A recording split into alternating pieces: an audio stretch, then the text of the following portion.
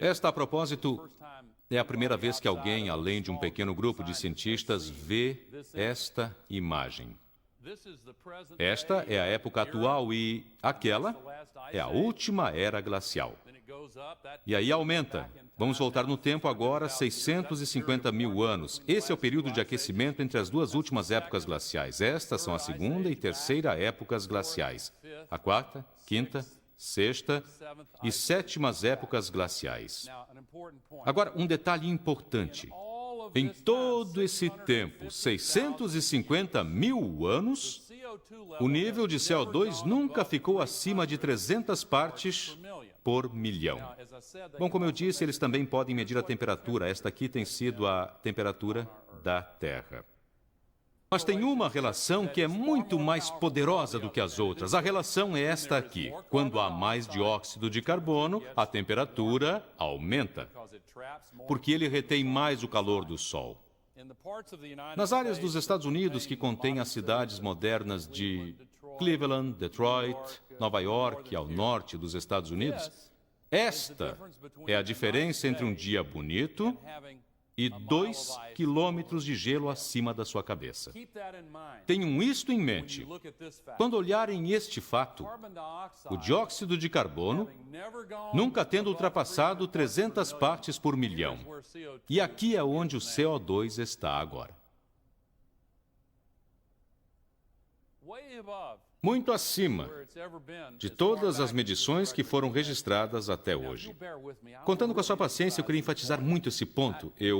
A nossa equipe tentou me ensinar a usar esse negócio aqui, então, se eu não me matar, eu vou...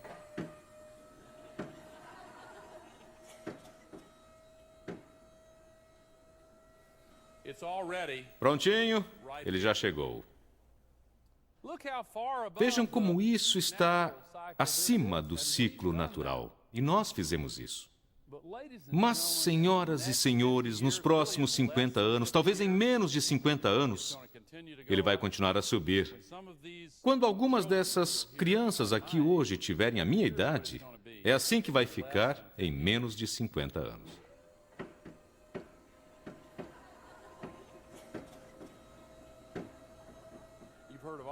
Já ouviram falar em além da escala? Em menos de 50 anos, vai estar aqui. Não existe um único fato, data ou número que tenha sido inventado com o intuito de causar polêmica. Os chamados céticos olham para isso e dizem: e daí? Parece estar tudo perfeito, não é?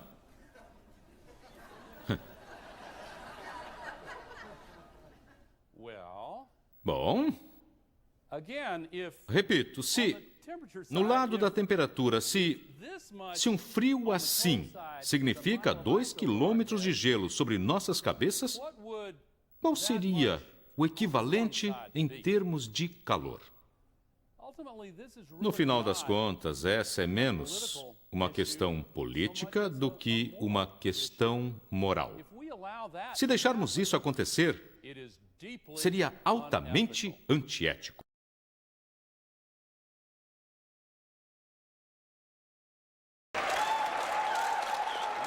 Estamos testemunhando uma colisão entre a nossa civilização e a Terra. E há 3 fatores que estão causando essa colisão. O primeiro é a população. Quando a minha geração, a geração do Baby Boom, nasceu depois da Segunda Guerra Mundial, a população tinha ultrapassado a marca dos 2 bilhões. Bem, eu estou com 50 e poucos e esse número já subiu para quase 6 bilhões e meio. E se eu atingir a expectativa demográfica para os Baby Boomers, ele passará de 9 bilhões. Levou-se 10 mil gerações para se chegar aos 2 bilhões. E aí, durante o tempo de vida de um humano, o nosso, ele passa de 2 bilhões para 9 bilhões. Alguma coisa profundamente diferente está acontecendo agora. Estamos colocando mais pressão na Terra, a maior parte nas nações mais pobres do mundo. Isso aumenta a pressão na demanda de alimentos. Isso põe pressão na demanda de água. Isso põe pressão nos recursos naturais vulneráveis. E isso põe pressão em um dos motivos pelo qual vimos tanta devastação nas florestas, não só as tropicais, mas em outras partes. É uma questão política. Esta é a fronteira entre o Haiti e a República Dominicana. Um conjunto de políticas aqui, outro conjunto de políticas aqui. Isto não se deve só ao desmatamento, mas também às queimadas. Quase 30% de todo o CO2 lançado a cada ano na atmosfera vem das queimadas nas florestas. Esta é uma foto com o lapso de tempo da Terra à noite num período de 6 meses, mostrando as luzes das cidades em branco e as queimadas nas florestas em vermelho. As áreas amarelas são erupções de gás como essas na Sibéria. E isso nos leva ao segundo fator que transformou nossa relação com a Terra. A revolução científica e tecnológica é uma grande bênção que nos trouxe enormes benefícios em áreas como a medicina e as comunicações. Mas esse novo poder que temos exige também a responsabilidade de pensarmos em suas consequências. Vamos pensar nesta fórmula aqui. Velhos hábitos mais tecnologia antiga têm consequências previsíveis. Velhos hábitos que são difíceis de mudar, mais a tecnologia nova podem ter consequências bastante dramáticas. A guerra com lanças, arco e flecha, rifles e metralhadoras é uma coisa. Mas aí chegou uma nova tecnologia.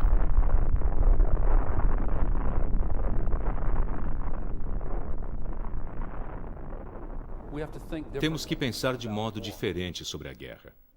Porque as novas tecnologias transformaram tão completamente as consequências dos velhos hábitos que não podemos simplesmente continuar irracionalmente com os padrões do passado. Da mesma maneira, nós sempre exploramos a terra para o nosso sustento. Na maior parte da nossa existência, usamos ferramentas relativamente simples, o arado e o trator. Mas mesmo ferramentas como pás estão diferentes agora. Uma pá costumava ser assim. As pás ficaram maiores e a cada ano ficam mais poderosas. Por isso, nossa habilidade de causar um efeito, nesse caso, na superfície da Terra, foi totalmente transformada. Podemos dizer a mesma coisa sobre a irrigação, que é uma coisa ótima.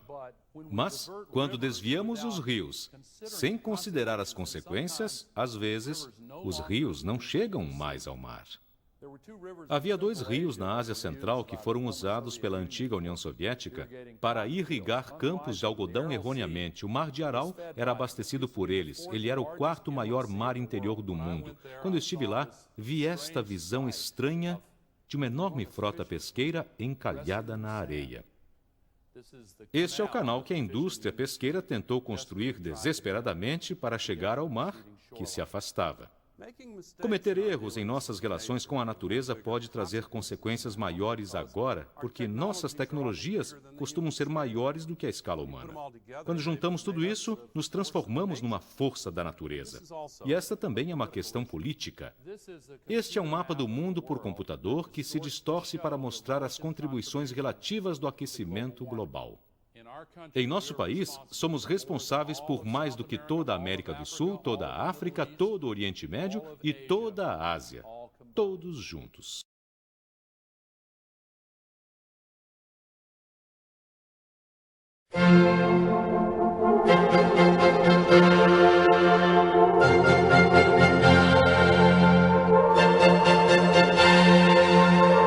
O ser humano não vive apenas dentro do meio ambiente, na grande comunidade de vida. Ele vive também em sociedades. A ecologia social estuda as formas como as sociedades se relacionam com a natureza, como organizam o modo de produção, como distribuem os recursos produzidos, como tratam os dejetos, como dividem os recursos escassos, como água, para toda a população. Ocorre que as sociedades, de forma diferente, se relacionaram com a natureza. Os nossos indígenas, por exemplo, tomemos os tupi-guaranis. Quando eles vão derrubar uma árvore, eles fazem todo um rito pedindo desculpa da árvore, porque eles precisam, para fazer uma canoa, fazer uma porta, um remo. Nós não. Nós vamos com a motosserra e vamos derrubando logo dezenas de árvores, sem qualquer respeito, sem qualquer sentido de comunidade com as árvores. A nossa civilização, que hoje é globalizada, vive de uma dupla ilusão. Uma ilusão que os recursos da terra são ilimitados, uma espécie de baú do qual podemos tirar continuamente tudo o que precisamos. E podemos nos desenvolver infinitamente na direção do futuro. Isso é uma ilusão. Hoje nós sabemos que os recursos são escassos porque a terra é pequena, velha e finita. E segundo, que não podemos ir para frente nessa linha nos desenvolvendo mais e mais, porque a terra não aguenta. Já se fizeram os cálculos que se os países ricos como a Europa, Japão, Estados Unidos quisessem democratizar, universalizar o bem-estar deles para toda a terra, nós precisaríamos 3 terras iguais a essa para atender as populações, o que é ridículo. Então nós temos que ter um desenvolvimento sustentável, melhor dito, um modo sustentável de viver. É uma maneira de trabalhar os recursos escassos e aqueles renováveis e aqueles que não são renováveis, como o carvão, como o petróleo, como conviver de tal maneira que prolonguemos a vida, possamos manter as pessoas com relativa felicidade, mas não só as pessoas, a comunidade de vida, as plantas, os animais. Ocorre que a nossa sociedade é profundamente desigual. As 3 pessoas mais ricas do mundo possuem mais riqueza do que 42 nações, onde vivem 600 milhões de pessoas. 257 pessoas têm a riqueza correspondente a 2,8 bilhões de pessoas. Isto é, quase metade da humanidade. Então aqui é uma profunda injustiça. Temos 2 tipos de injustiça. A ecológica, maltratamos a terra, poluímos as águas, deixamos as pessoas morarem em lugares perigosos, poluímos os ares, isto é, agredimos a natureza.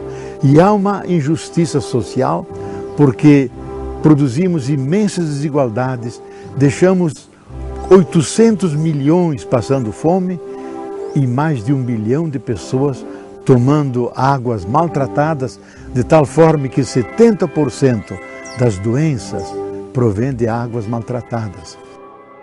A ecologia social, ela tem que discutir o tipo de sociedade, porque essa sociedade não é boa para a grande maioria da humanidade e não é boa para o próprio planeta Terra. Ele é bom, esse sistema, apenas para 1,6 bilhões de pessoas. Ocorre que nós somos 6 bilhões de pessoas. Então, para a grande maioria, esse sistema é prejudicial. E por isso, o desafio que vem de todas as partes do mundo é reinventar uma sociedade na qual todos possam caber, a natureza incluída.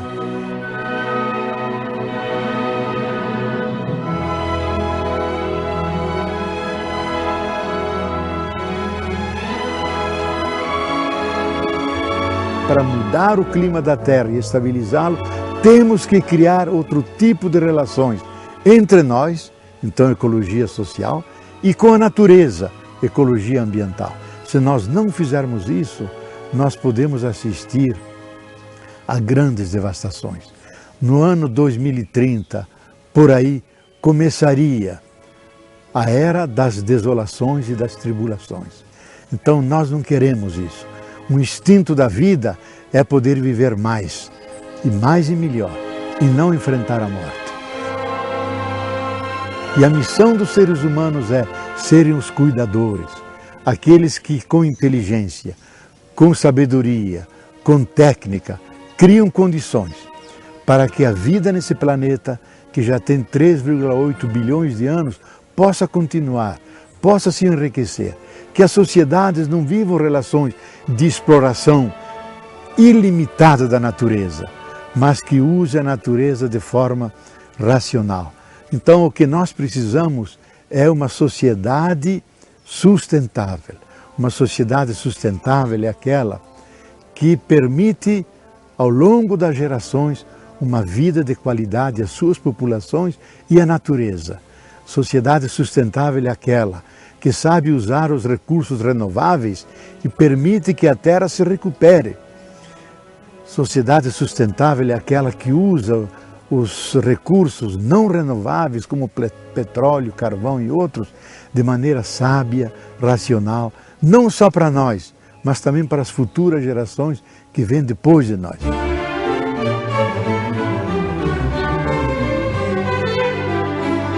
Sociedade sustentável é aquela que, com os recursos que as regiões têm, que nós chamamos de ecossistemas ou biomas, bioma cerrado, bioma semiárido, bioma atlântico, pode oferecer a melhor qualidade de vida possível à sua população. Sociedade sustentável é aquela que reduz a pobreza e permite que todos possam viver numa relativa equidade, numa relativa participação de todos os recursos que nós todos participamos.